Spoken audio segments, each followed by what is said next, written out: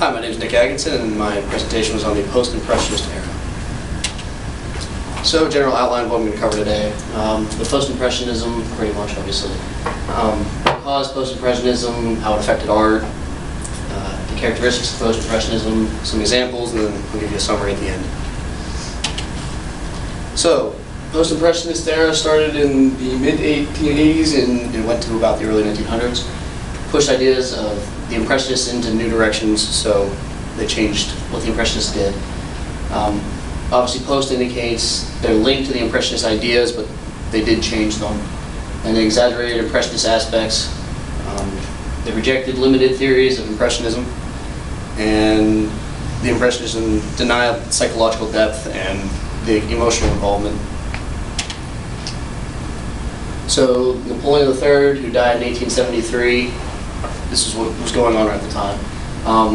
It was the end of the Second Republic in France, and Paris was under an enormous reconstruction at the time with the new industrial age moving into that part of Europe.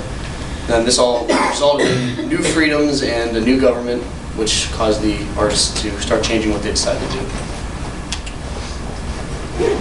Some of the culture, the technology during this, their factories were becoming more and more automated.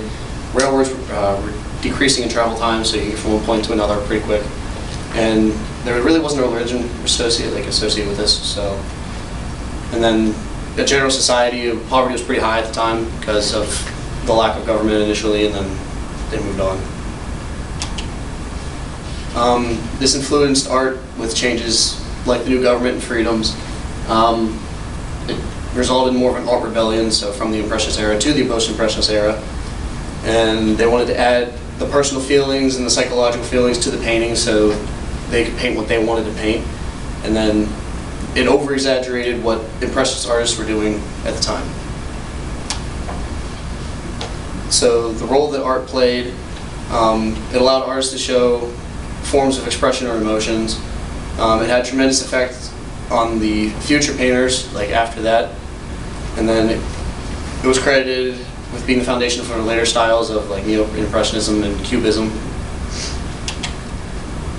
Some of the most famous post-impressionist artists are Vincent van Gogh, Paul Cézanne, Georges Seurat, Paul Gauguin, Pierre Bonnard, and then Henri de Toulouse-Lautrec. Some characteristics of post-impressionism. Again, as I said before, it exaggerated the impressionism aspects. The art was created for the sake of the artist, so it was what they wanted to paint. It was less journalistic and had bright colors, and then it was their own personal expressions, so whatever they wanted to paint, they would paint it. Some exaggerated aspects of the Impressionism. Vincent van Gogh had some intensified vibrant colors and energetic brushstrokes. Impasto, which was vibrant colors painted thickly on the canvas, and it expressed some emotional qualities. So in Starry Night, as you can see, there's bright colors, and you can definitely see the brush strokes, and then it's pretty much what he wanted to paint. It's not somebody telling him, hey, you have to paint this, or to stay within this boundary. They didn't paint traditionally, and then a good example of that's Georges Seurat. He took rapid broken brushwork, and he developed it into a million of color dots. It's called pointillism. So as you can see in this painting, there's a bunch of dots. I mean, on the computer it looks a little pixelated, obviously, but trust me, it's dots. And it's the Seine et Le Grand Jat is the name of the paint. Paul Cézanne, he had the elevated impressionism separation of colors into separations of whole planes of color, and it was constructive pictorialism. Pretty good example of that. Just bright colors are what sticks out here. Artists began showing their emotion in the art, as I said before, so you could, if you looked at the artist, like his work, you could feel what he felt at the time, maybe, you know what I mean? So it was obviously self-expression again, and then Pierre Bonnard and Henri de Toulouse-Lautrec are both good examples of this. So there's Pierre Bonnard.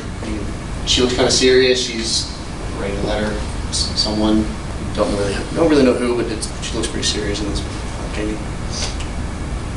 And then in this painting, the colors, they kind of represent that she's kind of down, maybe. She's a sea dancer in pink tights, so some of the colors are bright, but then there's some colors that give you the emotion of maybe she's down a little bit. So a general summary of this is they worked from Impressionism, but they went in new directions with it. They exaggerated the aspects of the Impressionism, and the main form was self-expression, so they painted what they wanted to paint.